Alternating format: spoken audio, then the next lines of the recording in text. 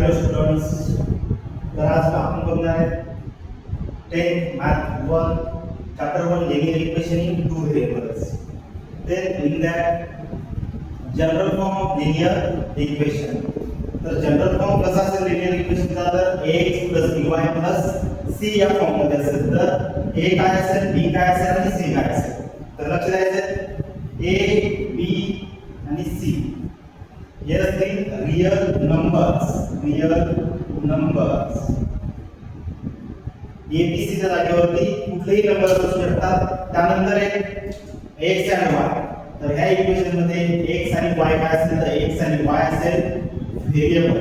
x आणि y असेल variable. तर व्हेरिएबल म्हणजे काय, तर इक्वेशन मध्ये a to z पर्यंत जे कुठलेही जे लेटर असतील त्यांना म्हणायचं व्हेरिएबल.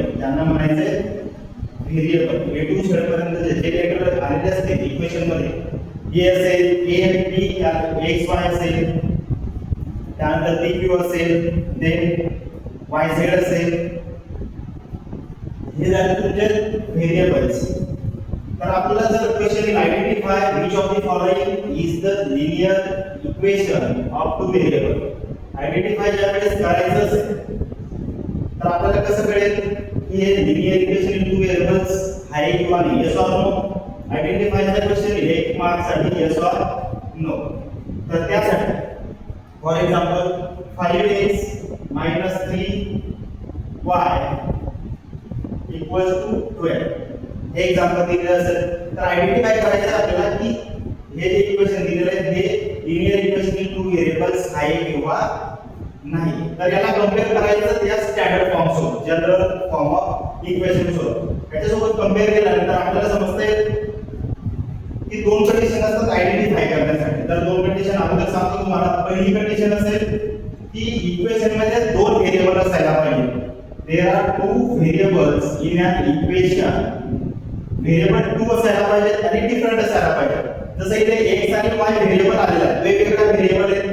तसंच दुसरी कंडिशन दिलेली आहे की त्याचा जो इंडेक्स असेल, इंडेक्स ऑलवेज 1, त्याची जी कोटी असेल, हा जो चल असेल याचा जो जास्तीत जास्त घातांक असेल, इंडेक्स घातांक, हा जो घातांक असेल तो जास्तीत जास्त एकच असायला पाहिजे. एक पेक्षा जास्त असेल तर ते linear equation in two variables होणार नाही. तर याच्यामध्ये बघायचं या दोन कंडिशन जर सॅटिस्फाय होत असतील तर ते असेल linear equation in two variables. तर बघा चेक करून बघू आपण.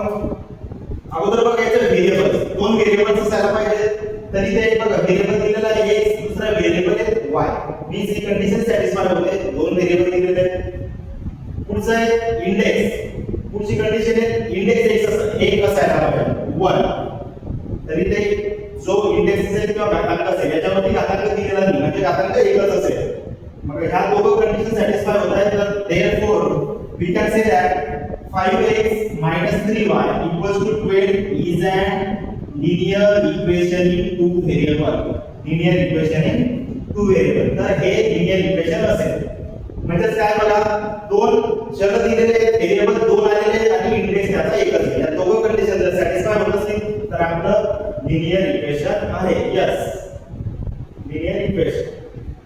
सेम तुम्हाला एक एक्झाम्पल देतो, अजून समजून सांगतो. 3p - 5q + 15 = 0. तर आता हे लिनियर इक्वेशन टू व्हेरिएबल असेल का, येस ऑर नो. तर असेल, यस. रिझल्ट काय आहे, या दोन कंडिशन सॅटिस्फाय करायच्या. फर्स्ट इज व्हेरिएबल दोन असायला पाहिजे, व्हेरिएबल दोन नंबर असायला पाहिजे. तर इथे p बघा, व्हेरिएबल काय आहे, p आणि q. तुम्हाला सांगितलं व्हेरिएबल म्हणजे a to z पर्यंत कुठले दोन लेटर असायला पाहिजे.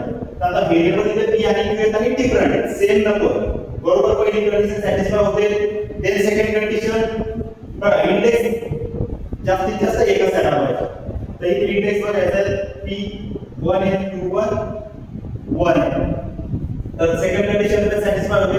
तर आपण म्हणणार yes, this is the linear equation in two variable. It is also an linear equation in two variable. हे पण लिनियर इक्वेशन आहे. तर नेक्स्ट एक्झाम्पल बघू. जर तुम्हाला इक्वेशन दिलेलं असेल 5p² - 6q - 19 = 0. आता हे इक्वेशन दिलेलं असेल.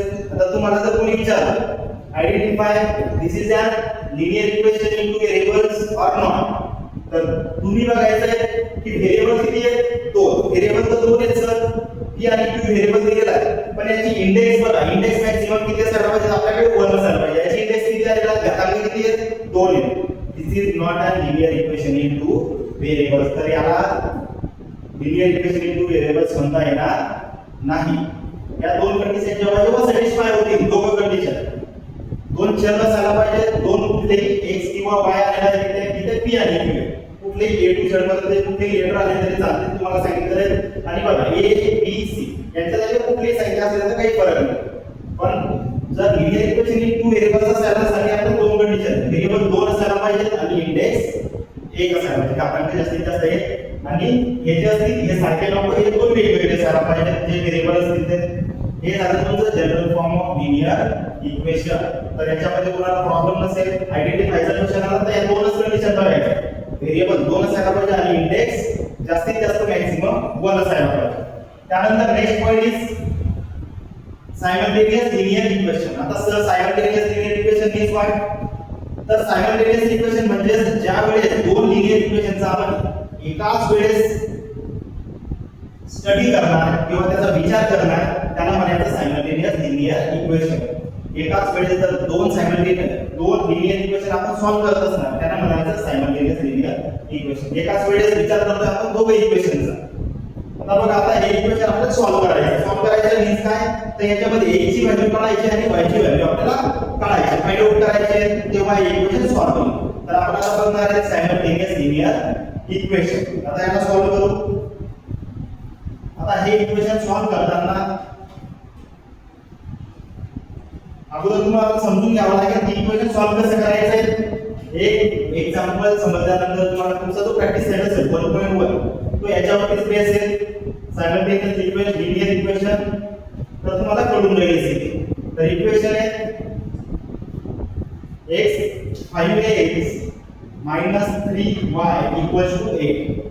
5x minus 3y equals to 8. And second equation दिलेलं आहे 3x plus y equals to 2.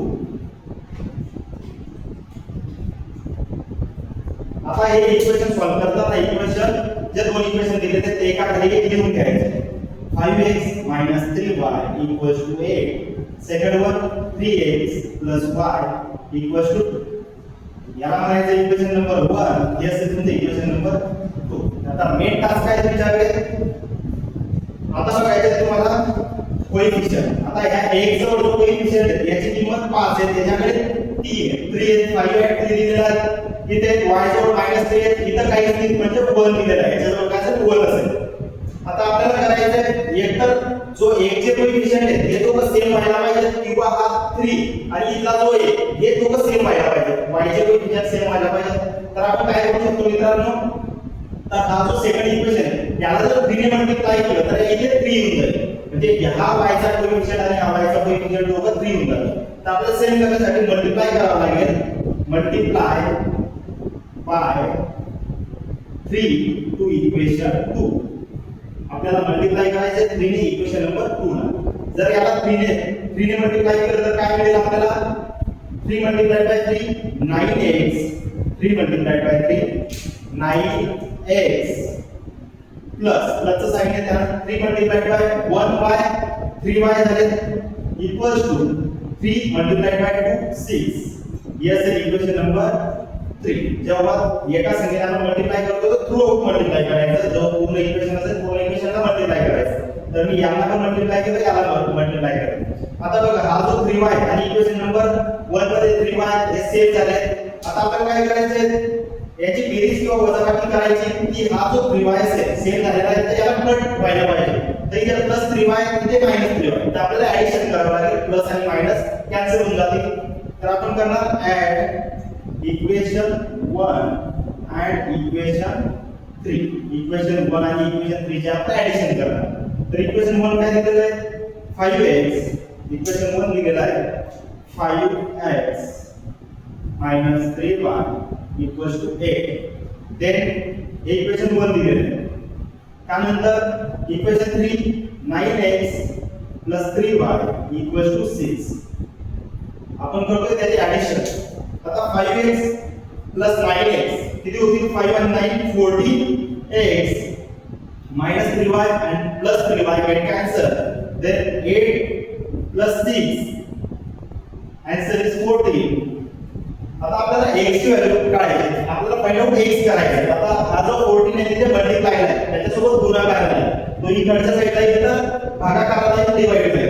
तर हा x equals to 14 हा इकडे गुणाकारला मल्टिप्लाय ला इकडे येतं divide 14 divided by 14 x becomes 1. x ची व्हॅल्यू मिळते आपल्याला 1. तर आता x ची व्हॅल्यू जर 1 मिळाली तर x ची व्हॅल्यू तुम्ही कुठल्याही एका इक्वेशन मध्ये पुट करायची तुम्हाला y ची व्हॅल्यू मिळून जाईल. तर x ची व्हॅल्यू 1 आहे तर इक्वेशन 1 मध्ये टाका किंवा इक्वेशन 2 मध्ये टाका. आता तुम्हाला व्हॅल्यू पुट करायची आहे x बरोबर 1 तुम्हाला y ची किंमत मिळून जाईल. तर इझी बघायचं तुम्हाला जे उदाहरण इझी जात असेल इक्वेशन त्याच्यामध्ये टाकायचे. आता इक्वेशन नंबर 2 इझी आहे त्याच्यामध्ये पुट करू आपण. Put x equals to 1 in equation 2. Equation number 2 मध्ये पुट करतोय आपण व्हॅल्यू. तर इक्वेशन 2 लिहून घेऊ अगोदर. काय equation 2 3x plus y equals to 2. Equation दिलेलं आहे. आता आपल्याला पुट करायचं आहे x च्या जागेवरती 1. x च्या जागेवरती 1 व्हॅल्यू पुट करायची आहे.